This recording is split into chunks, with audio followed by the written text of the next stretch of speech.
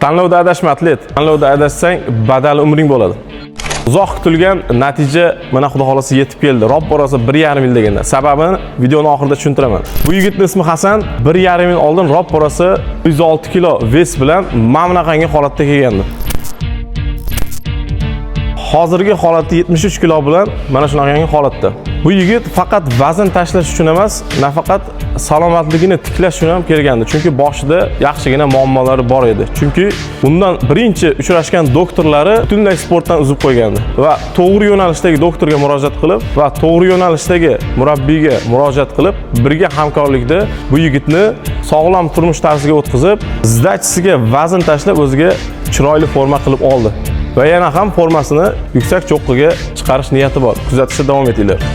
Farqini qiziq joyi 1,5 yil ichida ko'p vaqt yo'qotgan sababi 1,5 yil ichida juda ham ko'plab internetdagi har xil ma'lumotlarga andan beso'roq ulanib, har xil dietalar qilib ko'rib va bitta zallarga ham borib ko'rib, oxir oqibat mana oldimda.